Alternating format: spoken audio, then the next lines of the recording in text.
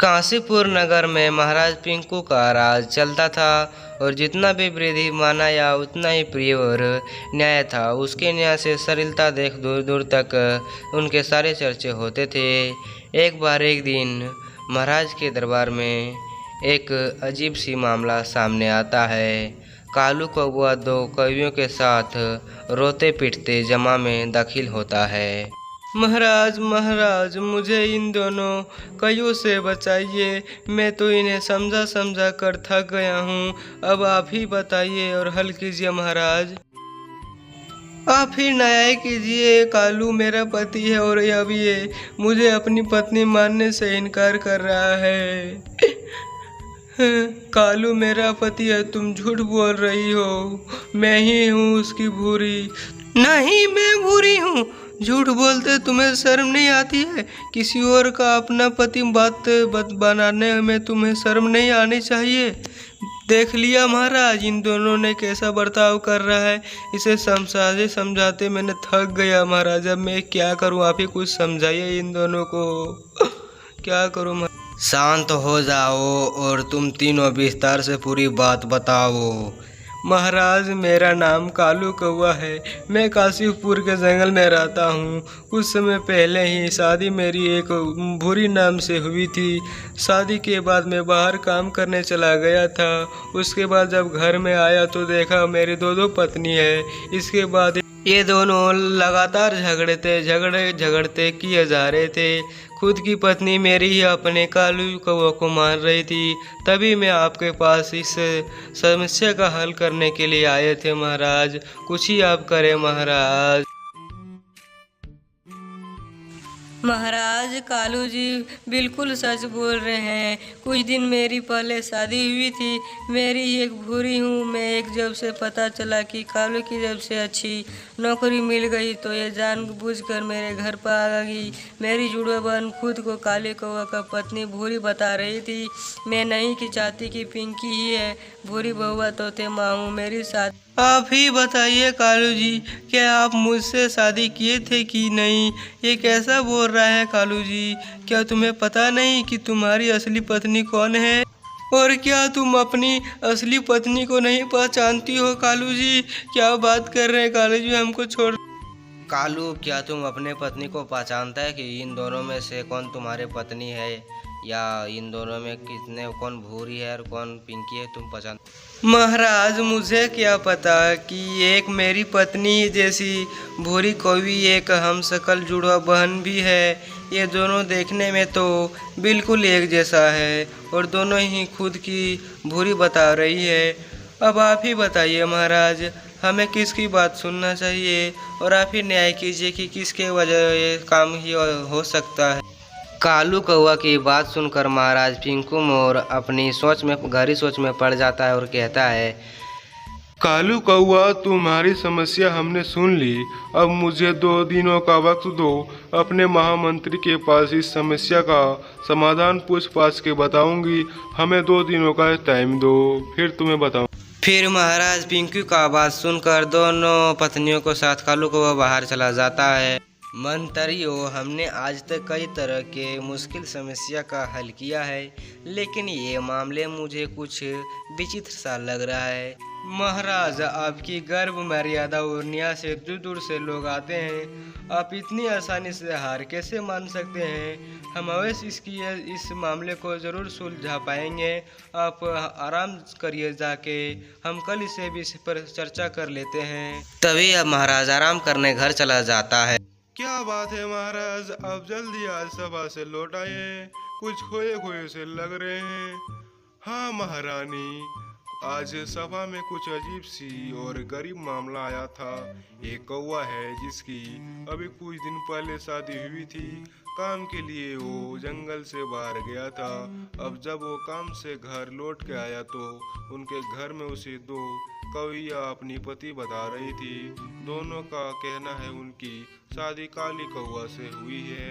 अब मैं क्या करूं? इस समस्या को कैसे समाधान करूं? आप फिक्र ना करें महाराज, मैं कल आपको इस समस्या का हल बताऊंगी।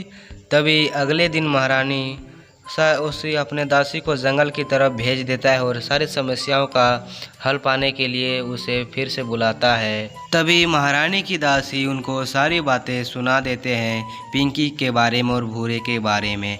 फिर अगले दिन मैंने कहा था ना जी महाराज कि मैं इस समस्या का समाधान ज़रूर कर दूंगी। देखिए मैंने इस समस्या का एक हल तुम्हें दे रहा हूँ।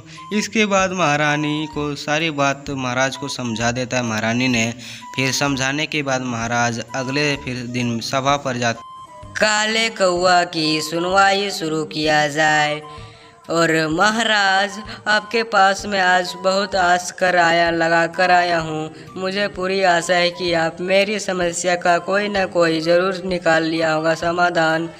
देखो कालू, मैंने तुम्हारे और तुम्हारे दोनों पत्नी के बारे में बहुत ही विचार दिवस के साथ और हम इस निर्णय पर पहुँचे हैं कि ये दोनों तुम्हारी स्वयं के पत्नी कहते हैं। तो ऐसे में यदि तुम्हारी किसी एक को घोषित कर दिया जाए तो कहीं दूसरे के साथ ऐसा ना हो जाए कि हमें ऐसा लगता है कि कई दिन इनको तुम्हारे बराबर अधिकार मिलना चाहिए। इसलिए मैं आदेश देता हूँ कि काले कौआ को आदि से चिरकर 2 भागों में बांट दिया जाए और दोनों पत्नियों को इसको दे दिया जाए, ताकि इन दोनों आदि काले कौआ का हिस्सा ले सके। है ना? तुम सही बोल रहे हो ना? महाराज की बात सुनकर कालू कौआ और उनकी दोनों पत्नी की पैरों से जमीन घिसक गई। तभी कालू कौआ कहता है, ये कैसा न्याय है महाराज, आपके फैसले से तो मैं बिना मौत का ही मारा जाऊंगी। आखिर मेरा ये कसूर क्या है? महाराज मुझ पर दया करे, महाराज मुझे छोड़ दे, मैं मासूम दोनों को ही पत्नी बना कर रख लूँगी, किंतु मेरे जान पखच दे महाराज, कृपा। देखो हमने जो एक बार फैसला ले लिया वो फैसला ले लिया। सिपाही अब कुछ नहीं होने वाला है, तुम लोग जाओ और इनको 2 भाग में बांटकर इनकी पत्नी को बांट दो, ठीक है? तभी महाराज की आवाज़ सुनकर सिपाही डर के मारे कालू कौआ के पास जाके पकड़ लेता है और फिर सिपाहियों उन दोनों भागों को फर्श उठा दिया था। नहीं महाराज रुक जाइए, मैं इनकी पत्नी नहीं हूँ, मैं पिंकी हूँ, कृपा करके इन्हें छोड़ दीजिए। भूरी तो ये है, कृपा करके इन्हें छोड़ दीजिए। ये तो मैं इस जंगल को छोड़कर चला जाऊँगी महाराज, इन्हें छोड़ दीजिए, कृपा करके जान पकड़ दीजिए। मैं ही झूठी हूँ, कृपा करके जान छोड़ दीजिए महाराज। तभी दूसरी तरफ वहाँ पे उसकी आ जाती है महारानी। तभी महारानी बोलती है, देखा महाराज हो गया फैसला। ये बिलखती रोती हुई भूरी ये दूसरी बहरूपीय पिंकी है। मैं जानती थी कि कालू को असली पत्नी कालू को जो सामने अपने चोट को पहुंचाने नहीं देंगे, इसलिए मैंने आपको ये सुझाई दी थी, क्योंकि मेरी दासियों ने पिंकी के बारे में मुझे पहले ही बता दिया था, क्योंकि ये इतने दुष्ट और साते से उसे बचाने नहीं गया था। यही ये भूरी है जो ये रो रही बिलक बिलक कर। और ये पिंकी, इसके दिल में थोड़ा सा भी दया या चोट की भाषा नहीं है, क्योंकि ये तो सिर्फ उसके मरवाना ही चाहती थी और इसकी पत्नी बनना चाहती थी। तभी वहीं पर पिंकी को कारागार में बंद कर दिया जाता है और वहीं फिर उनके कालू कौआ और उनकी दीदी पूर्वी उनको छुड़ा लेते हैं और उनको अपने गलतियों का एहसास दिलवा देते हैं, क्योंकि भाई वो चाहे कितना भी सुंदरता और चाहे कितना भी जुड़वा देखने में लग रहे हो, उनकी ऐसी सुंदरता करने के कारण उनको सताना नहीं चाहिए। तभी कारागार से छुड़ा लेते हैं। तो दोस्तों ये कहानी से आप लोग कैसा समझे? और वहीं उनके बाद कालू कौआ फिर से अपने घर पर रहने लगते हैं और रहने के बाद वहीं दूसरी तरफ उनकी सास आती है और बोलती है, अरे बेटा क्या करूं, मैंने इसको कितना समझाऊं कि ये तेरी जीजाजी पर ऐसा हाल ना करो, लेकिन ये समझती ही नहीं है। अब मैं क्या करूं? अरे माँ जी जाने दीजिए, इन्हें अपने गलतियों के एहसास तो हो गया है, अब जाने दीजिए इसे, आप घर लेकर चली जाइए, ये अभी घर पर है, अभी खाना बना रही पूर्वी। तो दोस्तों ये कहानी से आप कैसा समझें?